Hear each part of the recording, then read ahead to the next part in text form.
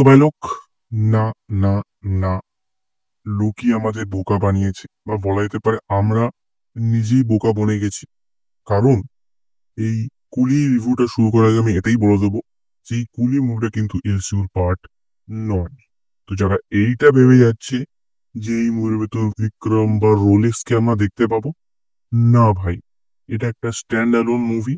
So সেই expectation নিয়ে যেও। সো প্রথমে যদি এই মুভির স্টোরির কথা বলি উইদাউট স্পয়লার, তাহলে এখানে দেবা প্লেড বাই রজনীকান্ত, তিনি যার নিজের বন্ধুর ফিউনারালে, ওকে, যেখানে আপাতত নর্মাল চোখে দেখা যাচ্ছে যে একটা স্বাভাবিক মৃত্যু, বাট যখন দেবা ইনভেস্টিগেট করা শুরু করে তখন আমরা জানতে পারি যে এটা কোনো স্বাভাবিক মৃত্যু নয়, এর একটা মার্ডার। আর কে মার্ডারটা করেছে আর কিসের জন্যই বা মার্ডারটা করেছে, এটা নিয়ে এই মুভির হোল স্টোরি, বা বলতে পারি মিস্ট্রি।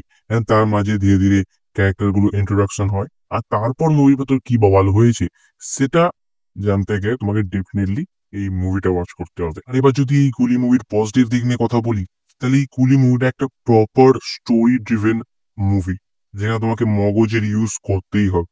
এটা কোনো একটা নর্মাল বাস মশালা এন্টারটেইনার মুভি নয়। অ্যান্ড এই মুভির ভেতর টুইস্ট তো ভরে ভরে আছে। ইয়েস, কখনো কখনো তোমার মনে হবে যে টুইস্টের মাঝে মাঝে আমি একটু মুভি দেখছি। অ্যান্ড ট্রেলারে এই মুভির জাস্ট 1% ছিল, জাস্ট 1%। বাট হোল মুভিটা কেউ ট্রেলার দিকে পেইড করতে পারবে না, এটা আমার গ্যারান্টি। আর এগুলোর পর এই মুভি সব থেকে বড় পজিটিভ দিক হচ্ছে অনিরুদ্ধের বিজিএম। কারণ এই অনিরুদ্ধের বিজিএমই মুভির সিনগুলোকে 10x বেটার করে দেয়। আমি যদি অনিরুদ্ধের বিজিএমটা এই মুভি থেকে সাইড করে দিই, মুভি একটা অ্যাভারেজ মুভি হয়ে যাবে। বাট যেহেতু অনিরুদ্ধের বিজিএম আছে, সেই কারণে সিনগুলো আরো চড়া লেভেলে ফিল হয়। তারপরের পজিটিভ দিক হচ্ছে এই মুভির জন্য লোকেশ কানাগরাজের ডাইরেকশন আর ক্যারেক্টারদের পারফরমেন্স। এই মুভির ভেতর একটা স্পেশাল ক্যারেক্টার আছে যেটা টোটালি আনএক্সপেক্টেড ছিল। ইয়েস, মানে যদি এক্সাম্পল দিই, বিক্রম মুভির ভেতর এজেন্ট ইয়া নামের একটা ক্যারেক্টার ছিল, আমি জানি না তোমাদের মনে আছে কিনা। তো সেরকমই একটা বোমা লোকেশ কানাগরাজ থিয়েটারের জন্য তুলে রেখেছিল। যখন আমরা মুভিটা দেখি, সেটা স্পেশাল ক্যারেক্টার আসে, বলা যেতে পারে আউট অফ দ্য সিলেবাস আসে, এসে আমাদের মন জিতে নেয়। তারপর যদি সত্যরাজ বা প্রীতি মানে শ্রুতি হাসান আর আমির খান মানে দাহার পারফরমেন্স নিয়ে কথা বলি, তাহলে ওনারা নিজের নিজের পারফেক্টটা ডেলিভার করেছে এই কুলি মুভির জন্য। বাট তারপর আসে এই মুভির ভেতর থাকা কিছু এক্সট্রা অর্ডিনারি পারফরমেন্সেস। অ্যান্ড ফার্স্টে আমি বলবো যে এই কুলি মুভির ভেতর সব থেকে স্টাইলিশ ক্যারেক্টার আমার যেটা লেগেছে, যা স্টাইলে আমি ফিদা হয়ে গেছি, সেটা হচ্ছে নাগার্জুন।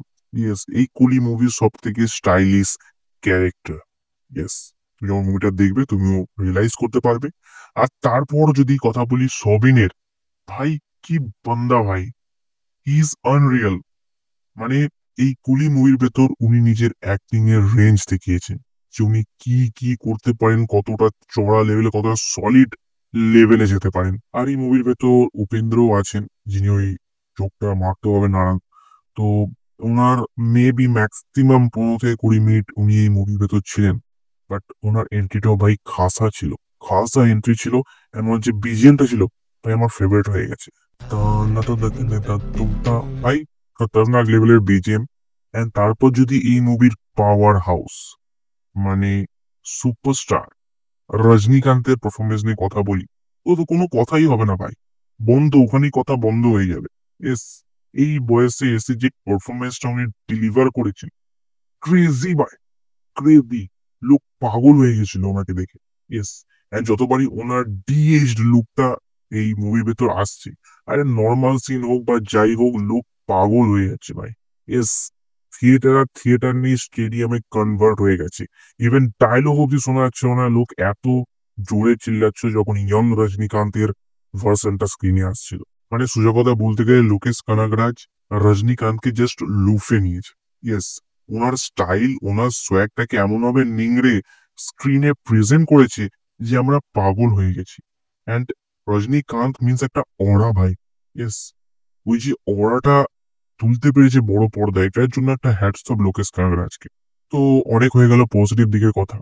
তবে যদি নেগেটিভ দিক নিয়ে কথা বলি, ইয়েস, ইয়েস, এই মুভিটা তো নেগেটিভ পয়েন্ট আছে। তো ফার্স্ট যেটা নেগেটিভ পয়েন্ট সেটা হচ্ছে এই মুভিটা এ রেটেড সার্টিফিকেট পেয়েছে। ওকে, তো অ্যানিমাল মার্কো মুভি দেখার পর আমার স্ট্যান্ডার্ড অনেকটা হাই হয়ে গেছে, যে কারণে এই মুভিগুলো যে অ্যাকশনটা ছিল, জবরদস্ত অ্যাকশন ছিল, পয়সা বসুল অ্যাকশন ছিল, বাট এ রেটেড এর মতো অ্যাকশন তো আই থিঙ্ক আমার ফিল হয়নি, বা আমার স্ট্যান্ডার্ডটা হাই হয়ে গেছে বলে এটা হয়তো আমার ফিল হয়নি, বাকিদের ফিল হয়েছে।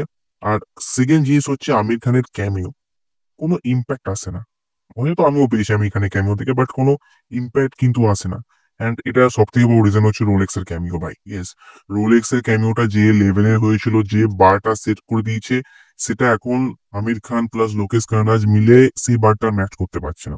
ওরা শুধুমাত্র একমাত্র রোলেক্সই করতে পারবে। ওকে, যে কারণে আমির খানের ক্যামিওটা এই মুভিতে থাকতো বা না থাকতো কোনো ইম্প্যাক্ট এই মুভিতে পড়ে না। বাট এমন নয় যে আমি মজা পাইনি, ডিফারেন্টলি আমি এই কুড়ি মুভিটা থেকে মজা পেয়েছি, যে কারণে এই মুভিটাকে দেবো 5-এর ভেতর আমি 4টে স্টার। বাকি তোমার কেমন লাগলো এই কুলি মুভিটা, তুমি অফকোর্স তোমার মতামত কমেন্টে জানাতে পারো।